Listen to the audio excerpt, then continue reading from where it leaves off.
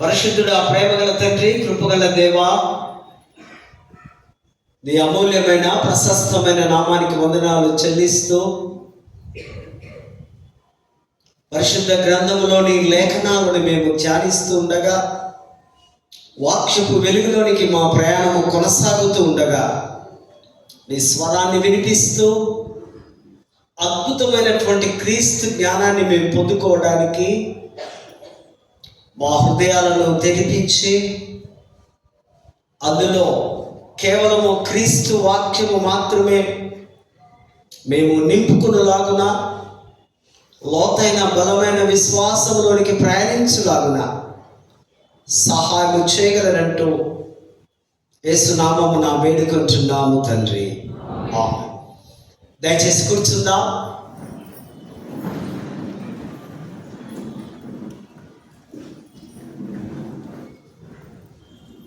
దేవుని పరిశుద్ధ నామానికి మహిమ కలుగును గాక.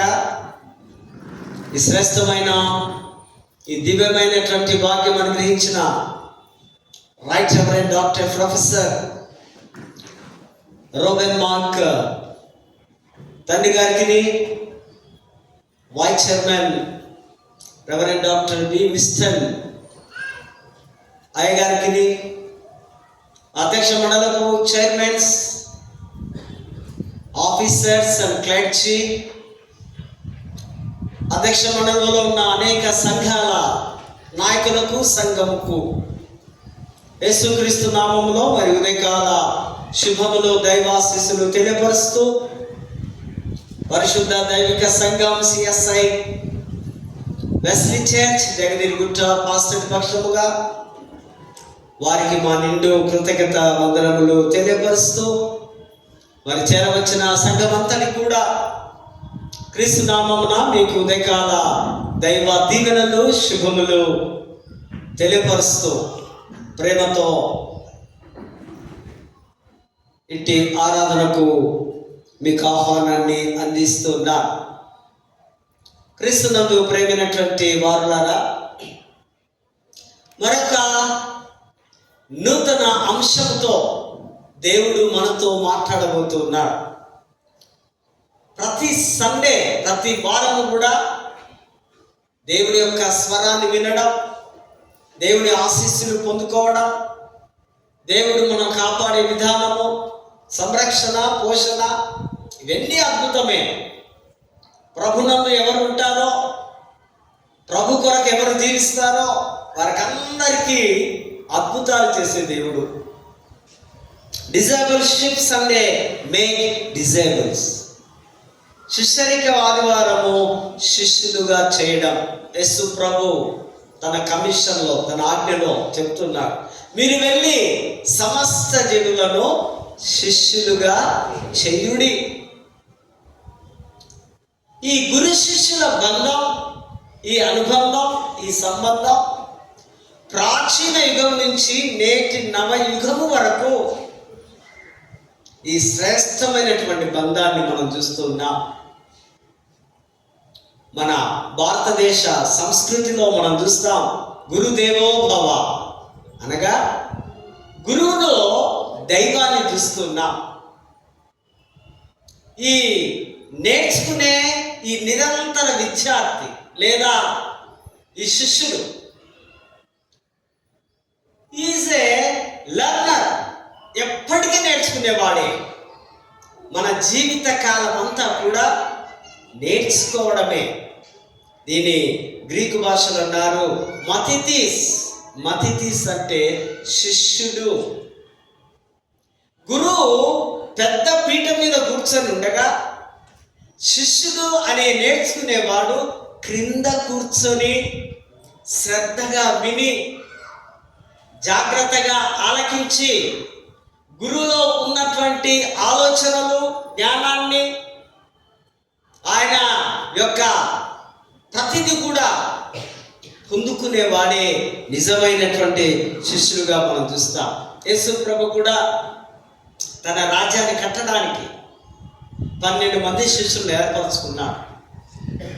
ఆ 12 మంది శిష్యుల ద్వారా నేడు ఈ దినం మనం చూస్తే కొన్ని లక్షల కోట్ల శిష్యులుగా, దేవుడి సేవకులుగా, విశ్వాసులుగా ప్రపంచంలో మనము చూస్తూ ఉంటున్నాం. ఈ యొక్క బంధం చాలా బలమైనదిగా ఉంది. నేర్చుకునేవాడు బోధకుని వద్ద నుంచి నేర్చుకోవాలి. గ్రీకులో ఒక 3 మాటలు నేను చెప్తా. అకలితియో అంటే బోధకుని వెంబడించడం. ఎక్కడికి, ఏ విధంగా వెంబడించాలి? ఆయన ఎట్టుపోతే అటు, కొండల్లో పోయినా, లోయల్లో పోయినా, గుహల్లో పోయినా, అరణ్యంలో పోయినా, ఊరికి దూరంగా పోయినా వెంబడించడం. ఆయనతో, ఆయన మాటలను వింటూ, ఆయన ఏది చెప్తే అది నేర్చుకుంటూ వెంబడించే వాడిని శిష్యులుగా మనము అకలిత్యో అనే గ్రీకులో అంటూ ఉన్నాం. రెండవ పదాన్ని మనం గమనించినట్లయితే మిమోయో అంటే అనుకరించుట. ఆయన లక్షణాలు కానివ్వండి, ఆయన పద్ధతులు కానివ్వండి, ఆయన అలవాట్లను కానివ్వండి, ఆయన ప్రేమను కానివ్వండి, అనుకరించడం. కొద్దిమంది ఈ దినాల్లో మనం చాలా మందిని అనుకరిస్తూ ఉంటాం కదా. పిల్లలు, యూత్ కానీ, లేకపోతే పెద్దలు కానీ, ఆ విధంగా ఆ స్టైల్లో నేను ఉండాలి, వారిలాగానే నేను ఇమిటేట్ చేస్తూ ఉంటాను, నా లైఫ్ స్టైల్ వారికి నేను వారి విధంగా నేను జీవిస్తానని మరి మీమో అని అనుకరించుట. మరి 3వ పదం ఒపీసో అంటే ఒబీడియంట్ అనగా హంబుల్, తగ్గించుకోవడం, విధేయతగా ఉండడం, అహంకారము, గర్వము, ఈర్ష్య వదిలేసుకుని శిష్యుడు ఎంటీగా, ఖాళీగా, అవన్నీ ఉన్నవాడు శిష్యుడు కాలేడు. అవన్నీ ఉన్నవాడికి అర్హత లేదు. దీన్ని గ్రీకు భాషలో అంటున్నాం ఒపీసో అనగా చాలా వినయంగా, విధేయతగా, చేతులు కట్టుకునిలాగా జోడించుకొని ఆయన ఎప్పటికీ నిరంతరం ఉండే వారిని మనము మీసో అని అంటున్నాం. అన్నీ వదిలేసుకొని పూర్తిగా లొంగిపోయే విధముగా ఈ శిష్యుడు ఉండాలి. గురువు పాదముల మీద కూర్చొని అవసరమైతే ఆయన పాద సేవలు చేసుకుంటూ ఈయన తను నేర్చుకునే విధాన క్రమంలో మరి ఇటువంటి దశల్లో మనం చూస్తూ ఉంటున్నాం. శిష్యరికానికి ఒక 4 మాటలు కూడా నేను ఇంగ్లీష్లో చెప్పాలని జ్ఞాపకం చేస్తున్నాను. Number 1, surrender. ఈ శిష్యత్వంలో ఉన్నవారు లేదా విద్య నేర్చుకునేవాడు తనకు తానుగా సరెండర్ కావడం, లొంగిపోవడం. గురువు దగ్గర గురువు ఏది చెప్తే అది కాదనకుండా. Number 1 surrender. నెంబర్ 2 స్లేవ్, డిలోస్ అంటారు గ్రీకులో. స్లేవ్ అంటే దాసుడు, బానిస. ఎప్పుడు పిలిస్తే అప్పుడు పని చేయడం, ఎక్కడికి రమ్మంటే అక్కడికి రావడం. ఒక విధంగా ఆయన పూర్తి దాసుడుగా తన పాదముల కింద కూర్చొని ఉండేవాడిని శిష్యుడు, స్లేవ్ అని మనము అంటున్నాం. నెంబర్ 3 సర్వీస్, సేవ చేయడం.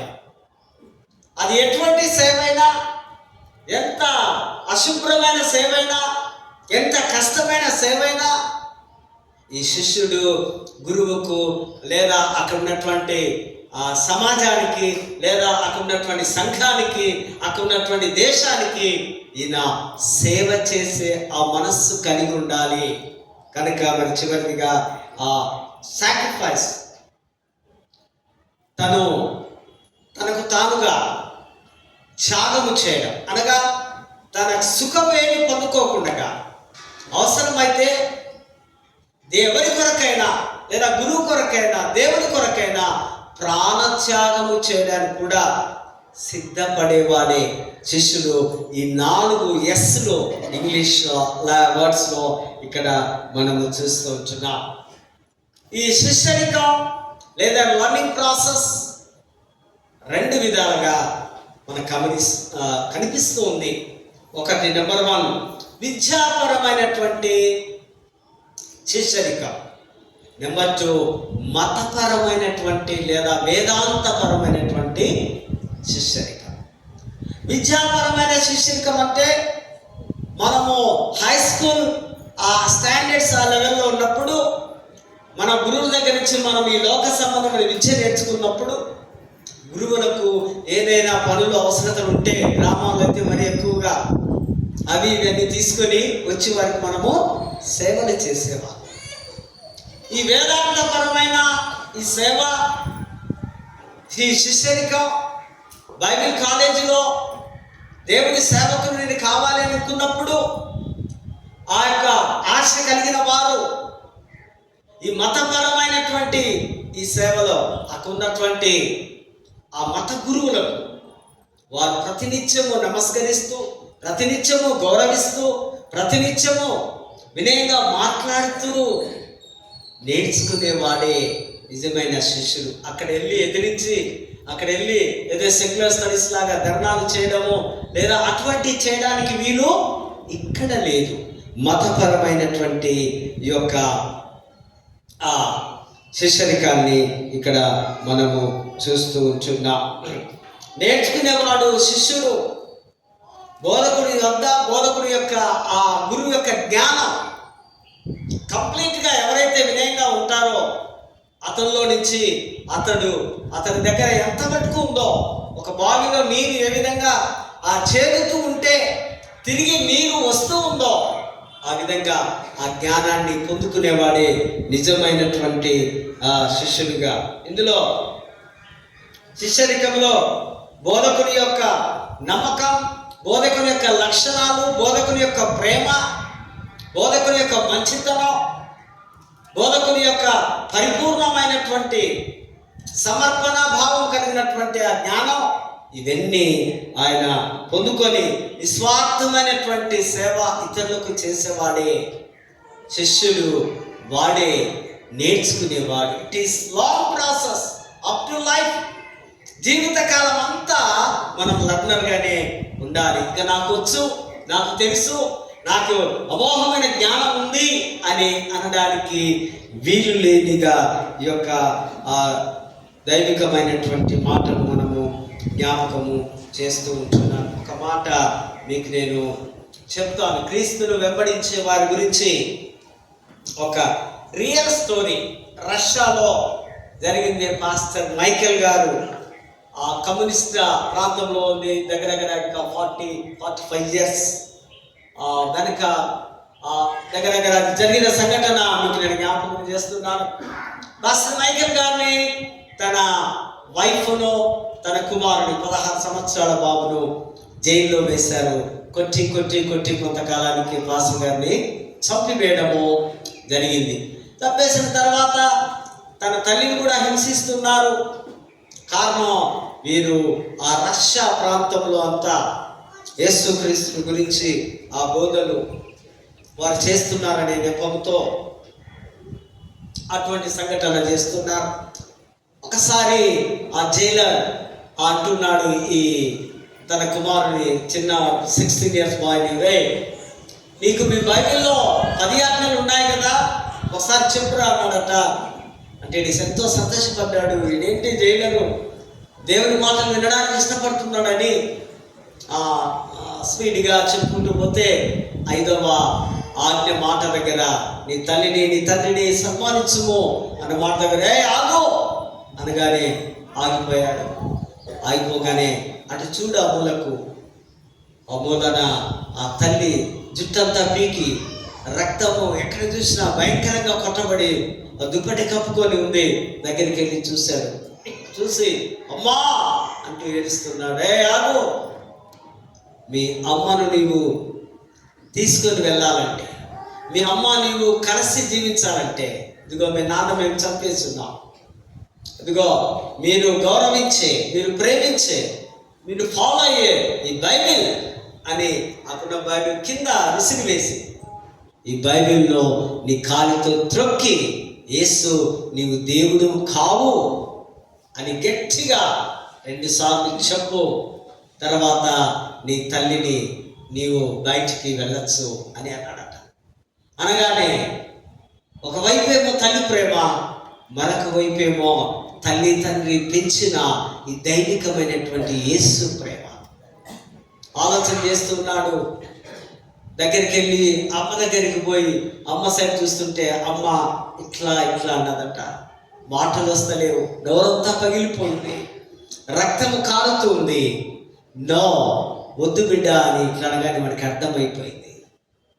వద్దు అన్నదని వెళ్ళి ఆ కింద పడ్డ బైబిల్ తీసుకొని గుండెలకు హత్తుకొని Jesus I love you, Jesus I love you అంటూ ఆ యొక్క బైబిల్లో కిస్ చేస్తూ గుండెలకు హత్తుకుంటే అక్కడున్నటువంటి జైలర్ వెంటనే ఫస్ట్ ముందు వాళ్ళ అమ్మను షూట్ చేసి వాళ్ళ అమ్మో అంటూ ప్రాణం విడిచింది.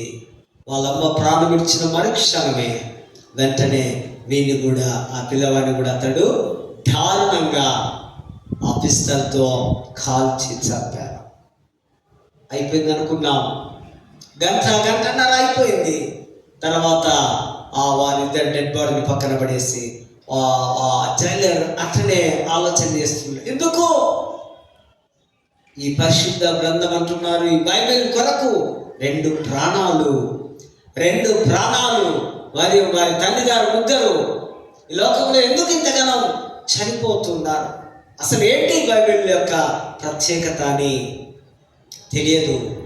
బైబిల్ ఓపెన్ చేసి ఒక ½ ఏమో చదివాడట. వెంటనే ఆయన మార్పు చెంది యేసు నీవే నిజమైన దేవుడు అని మోకరించి ప్రార్థించాడట. హల్లెలూయా, హల్లెలూయా. మార్పు చెందడం, దేవుడే మార్చగలడు. అక్కడ 3 ప్రాణాలు పోయినాయేమో కానీ ఈ లోకంలో ఈ యొక్క జైలర్ ప్రాణము రక్షింపబడింది పరలోకములో. అందరము చనిపోతాం, కానీ పరలోకములో తిరిగి జీవించాలని ఈ యొక్క ఆ నీతి కలిగినటువంటి స్టోరీని మనము ధ్యానిస్తూ ఉంటున్నాం. బైబిల్లో కూడా మనం చూస్తాం ఈ శిష్యరికం అకార్డింగ్ టు బైబిల్. మనకు బాగా తెలుసు మోసెస్, యెహోషువ, మరి అదేవిధంగా ఏలియా, ఎలీషా, పౌలు, తిమోతి, యేసు, తన శిష్యులు, ఈ విధంగా ఒకరికొకరు ఒకరి వెంబడి ఒకరు ప్రయాణము కొనసాగే ఈ యొక్క గురు శిష్యుల అనుబంధాన్ని ఇక్కడ మనము చూస్తుంటున్నాం. హీబ్రూ భాషలో తల్మీద్ అనగానే శిష్యులు అని మనం అర్థం చేసుకుంటున్నాం. ఈ యొక్క మన హైందవ సాంప్రదాయంలో లేదా వారి యొక్క ఆ శిష్యులుగా మార్చే విధానాన్ని మనం గమనిస్తే 4 ప్రాముఖ్యమైనటువంటి దశల్లో మనం చూస్తాం. బాలదశ, కౌమార, బ్రహ్మచర్య, సన్యాస దశ. ఈ ఉపనిషత్తుల్లో ఆ శిష్యులకు వారు పిలుపు ఉంది, ఎంపిక ఉంది. Calling and choice. ఎంపిక చేసుకోవడం, పిలుచుకోవడం. There is a challenge and suffering. ఇందులో ఒక సవాళ్ళు ఉన్నాయి, శ్రమలు ఉన్నాయి. ఇది శిష్యరికం అంటే, ఈ వెంబడించడం అంటే, యేసుతో ప్రయాణించడం అంటే ఎన్నో శ్రమలు కూడా ఎదుర్కోవాలి. ఒక గొప్ప మన ముందు మన ఛాలెంజ్ ఉన్నాయని దాన్ని మనము జ్ఞాపకము చేసుకోవలసిన అవసరత ఉంది. మన సంస్కృత పదాలు కూడా మతాన అంటే అనుకరించు. యోహాన్ అంటున్నాడు యేసు ప్రభువుని చూసి, దేవుని గొర్రెపిల్ల, లోక పాపమును మోసుకొని పోవు దేవుని గొర్రెపిల్ల అంట. మతాన అనుసరించడం, వెంబడించండి గొర్రెపిల్లను, ఈ సాధువు, ఈ చిన్న జంతువును వెంబడించండి అని వారు చెప్తున్నారు. శిశువు అనగానే అన్కండిషనల్ ఒబీడియంట్. ఈ యొక్క తగ్గింపుకు, విధేయతకు హద్దులు లేనిదిగా ఈ యొక్క శిష్యరికాన్ని మనము చూస్తుంటున్నాం. Culture of souls and living. దేవుని గురించిన ఆ చింతన ఆ హృదయంలో మనస్సులో మనకు ఉండాలి. దేవుని గురించిన అన్వేషణ శిష్యులకు భక్తులకు ఉండాలి. బ్రహ్మచర్య నిష్ఠగా అనుసరించడం. ఉపనయన అంటే జంధ్యం వేసి ప్రతిష్ఠిస్తారు మన యొక్క హైందవ సాంప్రదాయం. ఎప్పుడైతే జంధ్యం వేసి ప్రతిష్ఠిస్తారో క్రైస్తవ పరిభాషలో మనము ఏమనుకుంటున్నాం దాన్ని, క్రైస్తవ పరిభాష మనం చూస్తే బాప్తిజం తర్వాత నిర్ధారణ, ఫుల్ మెంబర్ అయిపోయిన వారిని మనము ఈ విధంగా దీనికి మనము అనుకరించవచ్చు. ప్రతిష్ఠించడం. అరణ్యాయన అంటే గురువు వెంబడి అరణ్యంలో అయినా యోగా చేసుకుంటూ లేదా లోకాన్ని కుటుంబాన్ని విడిచి, ప్రభు కూడా అంటాడు, నన్ను వెంబడించేవారు నీ తల్లిని నీ తండ్రిని నీ సమస్తము అక్క చెల్లెలను ఆస్తులను భూములను అన్నీ వదిలేసి నన్ను వెంబడించు. నన్ను వెంబడిస్తే, నన్ను చూస్తే, నాలో ఉంటే, నాతో వస్తే నేను నిన్ను తీసుకొని వెళతానని ప్రభు అంటున్నాడు. మరి ఒక మాట, ఉడగయాన అనగా ఈ యొక్క ఆ కోర్స్ కంప్లీట్ అయిన తర్వాత, ఆ యొక్క శిష్యరికం కంప్లీట్ అయిన తర్వాత నీ పని, నీ బాధ్యత నీకు ఏది ఉందో దాని కొరకు నీవు వెళ్ళిపోవాలి. నీ సేవ జరుపుకుంటున్నావా? నీ ట్రైనింగ్ కంప్లీట్ అయిందా? ఆ సేవ పరిచయం కొరకు నీవు వెళ్ళాలి. క్రీస్తును వెంబడిస్తూ వెళ్ళిపోవాలని ఇక్కడ దేవుడి వాక్యాన్ని మనము చూస్తూ ఉంటున్నాం. చదవబడినటువంటి లేఖన భాగాల్లో మనం గమనించినట్లయితే రాజులు,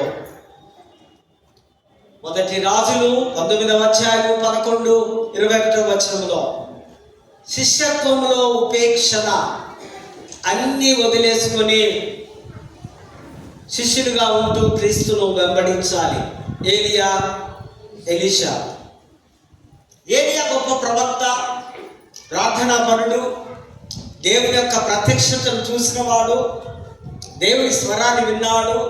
కానీ ఒక స్త్రీ దెబ్బకు, యజమేలైనటువంటి భయంకరమైనటువంటి స్త్రీ దెబ్బకు ఆయన పారిపోతున్నాడు.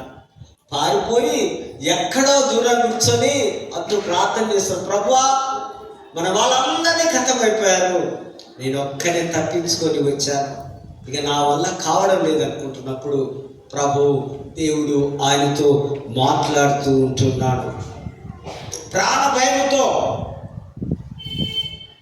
ఏలియా రావడం, దేవుడు ఆయనతో అంటున్నాడు 16వ వచనంలో, నీవు వెళ్ళి నీకు ఒక శిష్యుని ఇస్తూ ఉన్నా, ఎలీషా అనే తనకు వెళ్ళి నీవు అభిషేకించాలి. ఆ దినాల్లో ప్రవక్తలకు, రాజులకు, సేవకులకు అభిషేకము తైలంతో నీవు అభిషేకించు. అదేవిధంగా సిరియా రాజు అయినటువంటి హజమేలుకు, ఆయనకు వీడు అన్యుడే కానీ వీడు కూడా నీవు అభిషేకించాలి. ఇజ్రాయెల్ రాజు అయినటువంటి యోబు, అతన్ని కూడా నీవు అభిషేకించి ఈ ముగ్గురిని నీవు అభిషేక ప్రతిష్ఠత చేయాలి.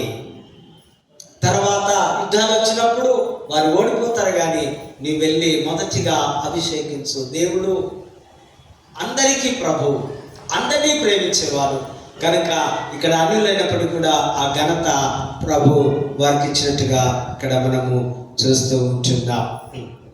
ఎలీషా ఇంచుమించు 75 సంవత్సరాలు వారి యొక్క శిష్యరికము, గురు శిష్యుల బంధం, ప్రేమ కొనసాగుతూ ఉంది. క్రీస్తు పూర్వం 875 నుంచి 800 వరకు వారి యొక్క ప్రయాణము కొనసాగుతూ ఉంది.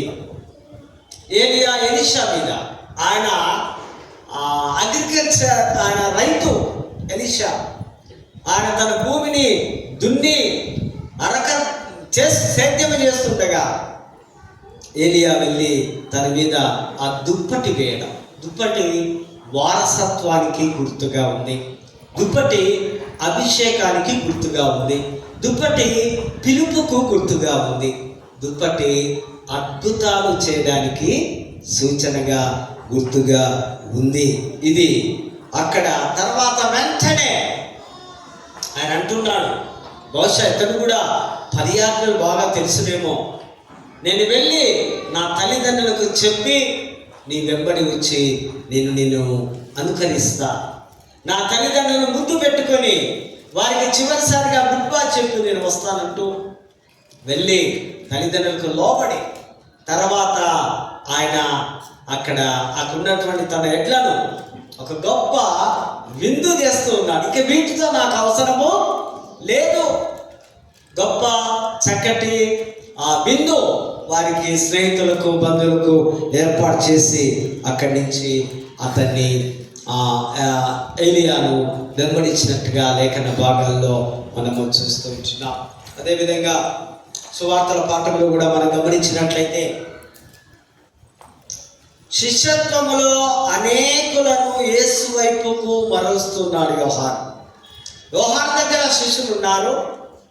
వారందరికీ ఒక ప్రమోట్ చేస్తూ నిజమైన ప్రభువును నేను కాను, నిజమైన గురువును నేను కాను, నిజమైన బోధకును నేను కాను, ఇదిగో నా వెనక వచ్చువాడు, లేదా ఆయన గొప్ప దేవుడు యేసు ఉన్నాడు, ఆయనే లోక పాపమును మోసుకొని పోవు దేవుడి గొర్రెపిల్ల అంటూ అడ్రస్ చేస్తూ వారికి పరిచయం చేస్తూ యేసుని గురించి ఆయన మాట్లాడుతున్నటువంటి మాటని ఇక్కడ మనము చూస్తూ ఉంటున్నాం. ఈ యొక్క ఆంద్రేయ, పేతురు వీరు మొదటిగా యోహాను శిష్యులుగా ఉన్నారు. వీరు అంటున్నాడు, నేను నిన్ను మనుషుల పట్టు జాలరులుగా చేస్తా. మీరు ఇప్పటి నుంచి మీరు చేసే ఆ వృత్తి కాదు, మిమ్మల్ని నేను మనుషులు బట్టే జాలరుగా చేస్తానంటూ వారిని ఆంద్రేయ, పేతురు వారిద్దరు కూడా అన్నదమ్ములుగా ఉన్నారు. వారి మొదటి ఆ గుంపులో ఉన్నటువంటి శిష్యులుగా ఉన్నారని లేఖన భాగాల్లో మనం చూస్తున్నాం. వారు అంటున్నారు, యేసు దగ్గరికి వచ్చి అడుగుతున్నారు, యేసు అంటున్నారు వారిని, మీరేమి వెతుకుతున్నారు? కొన్నిసార్లు మనం కూడా వెతుకుతూ ఉంటాం. దేని కొరకు? ఉద్యోగాల కొరకు, వివాహాల కొరకు, ఒక మంచి స్థాయి కొరకు, ఒక మంచి మనిషిగా మారడానికి, ఒక హోదా కొరకు, అంతస్తు కొరకు, నాయకత్వం కొరకు కదా, ఇవన్నీ వెతుకుతూ ఉంటాం. ప్రభు అడుగుతున్నాడు ఒకసారి, ఏంటి మీరు వెతుకుతున్నారంటే వాళ్ళంటారు, రబ్బీ నీ నివాసం ఎక్కడ? నువ్వెక్కడ ఉంటావు? మేము నీతో రావడానికి సిద్ధంగా ఉన్నాం, నీతో కలిసి మేము ఉండడానికి మేము రెడీగా ఉన్నాం అంటే ప్రభు అంటున్నాడు, వచ్చి చూడుడి. మీకేది కావాలో మీరు ప్రార్థన ద్వారా అడిగినప్పుడు దేవుడు ఇస్తాడు. వచ్చి చూడుడు అంటే ఆయన మీ కొరకు అన్ని సమకూర్చి పెట్టి ఉన్నాడని ఇక్కడ మనము అర్థము చేసుకోవలసిన అవసరత ఉంది. యేసు వారు తన ఉన్న స్థలములోనికి తీసుకుని వెళ్ళి చూపిస్తూ ఉంటున్నాడు. ఆంద్రేయ ఈయన బెత్సాయిదా అనేటువంటి పట్టణానికి అక్కడ నివాసిగా ఉన్నాడు. పేతురు మాత్రం కపెర్నహూము నివాసిగా ఉంటూ ఉంటాడు. కేఫా అనే భాష అరమైక్ భాష. యేసు ప్రభు మాట్లాడిన లాంగ్వేజ్ ఆ దినాల్లో. కేఫా అంటే రాయి. పేతురు, నీ పేతురు కాదు, నీకు ఒక పేరు నేను ఇస్తున్నాను. ఏంటా పేరు? రాయి, బండ. ఈ బండ మీద నా సంఘం నీవు కడతావు. ప్రేమైనటువంటి వారులారా, యేసు ప్రభును అనేక మంది మన దేశంలో గొప్ప గొప్ప వారు వెంబడించారు. మనకందరికీ తెలుసు సాధు సుందర్ సింగ్ కన్యాకుమారి నుంచి టిబెట్ వరకు ఆయన ఆ చెప్పులు లేకుండా, ఎప్పుడు ఆయన చెప్పులు వేసుకునేవారు కాదు. ఒక న్యూ టెస్టిమెంట్ మాత్రమే వారి సంచిలో, బ్యాగ్లో ఉండేది. వారు ఎప్పుడు క్రీస్తుని గురించే బోధించారు. ఎప్పుడు కూడా పెద్ద బైబిల్ తీసుకొని వారు వెళ్ళలేదు.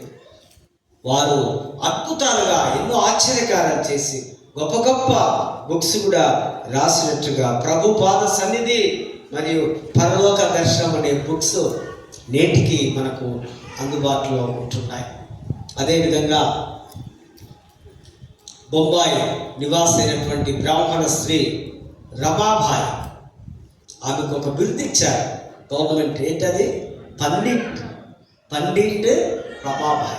ఆమె ఇంగ్లాండ్లో ఉన్నప్పుడు యేసు ప్రభుని అంగీకరించి అక్కడ బాప్తిజం తీసుకొని క్రైస్తవరాలుగా అనేకులను మార్చి క్రీస్తు వెంబడి ప్రయాణించి ఆ విడో హోమ్స్ ఆ దినాల్లోనే 18th సెంచరీలోనే ఆమె స్థాపించి గొప్ప వ్యక్తులుగా ఉన్నట్టుగా మనము చూస్తూ ఉంటున్నాం. మరి అదే మాత్రమే కాదు, నేటి దినాల్లో క్రీస్తును విస్తారముగా వెంబడిస్తున్న వారిని, అనుసరిస్తున్న వారిని మనం గమనిస్తుంటున్నాం. కనుక డిసైబుల్షిప్ అనగా యేసు కొరకే కమిట్ కావడం. ఈ మాటను బాగా ధ్యానం చేసుకోవాలి, వాక్యాన్ని అర్థం చేసుకోవాలి, మనసును పరి రకాలుగా వెళ్ళకుండగా క్రీస్తు వైపుకే కేంద్రీకృతం చేస్తూ, మరి ప్రభువా ఇదిగో మమ్మలను నీ కృపకు, నీ చేతులకు మమ్మల్ని తీసుకుంటూ నీ శిష్యులుగా మేము ఉండడానికి మమ్మల్ని ఆ విధమైనటువంటి కృపలో భద్రపరచని ప్రార్థిస్తే దేవుడు తప్పనిసరిగా ఆ విధంగా అటువంటి కృపను మనకి ఇవ్వగలడు. అటువంటి కృప, పరిశుద్ధాత్మ నడిపింపు, దైవాశీస్సులు దేవుడు మనకు అనుగ్రహించుగాక. ప్రార్థించుదాము. దగ్గర తండ్రి, ప్రేమగల దేవా, నీ పరిశుద్ధ నామానికి వందనాలు చెల్లిస్తున్నాము నాయన. విత్తబడిన వాక్యం మా హృదయంలో భద్రపరుచుకొని క్రీస్తుకు నేను కూడా ఆ 12 మంది శిష్యుల్లో నేను ఒకడిని అంటూ మీ సిలువను ఎత్తుకొని, సొంత సిలువను ఎత్తుకొని ప్రయాణించే భాగ్యాన్ని, ధన్యతను మాకు అనుగ్రహిస్తుంది. చేరవచ్చిన ప్రియబిడ్డలందరినీ దీవించగలరు. యేసు నామమున వేడుకుంటున్నాము తండ్రి.